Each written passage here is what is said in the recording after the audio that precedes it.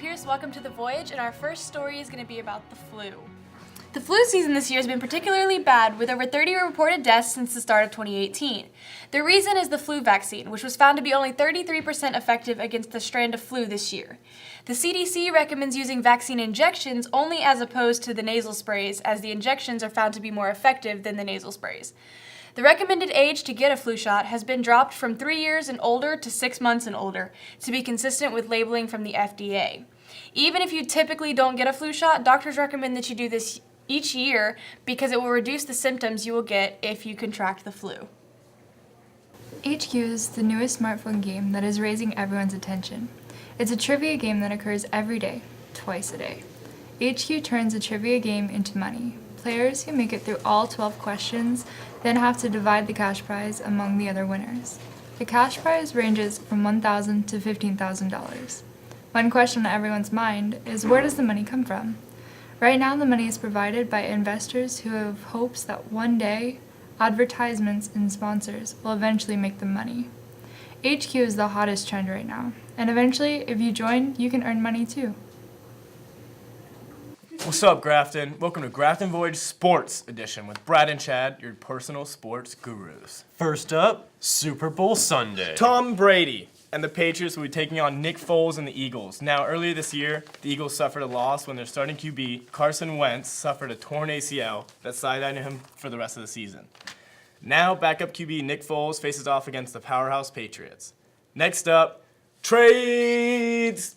All right, for all the Redskins fans, Chiefs QB Alex Smith goes to the Redskins. And what does this mean for Kirk Cousins? Cousins is now a free agent, and rumor has it he may end up in Denver, and could end up being one of the highest paid players in the NFL. Next up, in a shocking development, in La La Land, Blake Griffin is gone. Power forward Blake Griffin was recently traded to the Detroit Pistons and said he actually found out about this trade through Twitter. Yes, and it's February, which means now we're one month away from March Madness. It's basketball time. Right now, the top 5 stands with Villanova 1st, University of Virginia 2nd, Purdue 3rd, Duke 4th, and Michigan State 5th. And finally, Clippers, it's time for the Clipper Crew News. Last night, the boys basketball varsity team valiantly defeated Bruton High School in a hard-fought match. And don't miss a girls basketball team's taking on Tab High School tonight at Grafton. It's going to be a good game. And that's all from Chad and Brad here at Grafton Voyage Sports News, telling you to keep it shaka, bruh. Yeah. You were definitely supposed to show up. Shaka, dude. Yeah.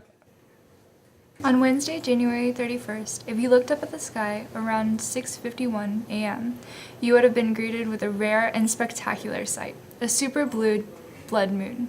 Since you may be a little confused by the name, let's break it down.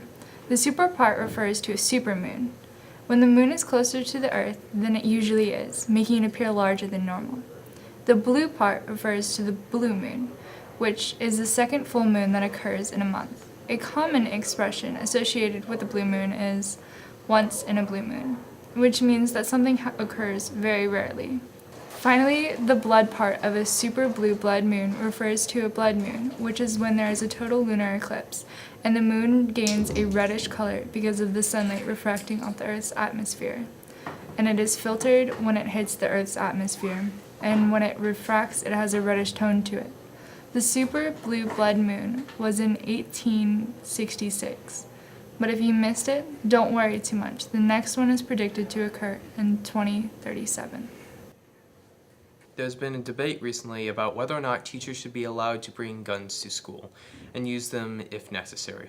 Some argue that it will be safer if teachers are able to respond before police are able to get to them. Others oppose it simply because they don't feel safe letting their children be in school where teachers have guns. But in a test done in a school in Colorado where students were asked to identify which teachers were carrying guns on them, no one was able to figure out who had a gun and who didn't. Would you feel safer if you knew that teachers might be carrying a gun on them? Let us know your thoughts on Twitter at Voyage Grafton. Hi, I'm here to inform you that Voyage News will be changing its name to The Voyage. We decided to make this change because the website we publish videos to is called The Voyage, and it makes sense to keep consistency throughout mediums. This will also prevent us from misleading you with news in the title if we decide to do editorial content at any time. We felt that it would be more appropriate to change our name now while the series is still new, as opposed to later on down the line when we are more established. Videos will still be produced and released on a weekly basis, but just under a different name. We thank you for understanding this change, and thank you for coming and continuing this exciting journey with us. Have a good day.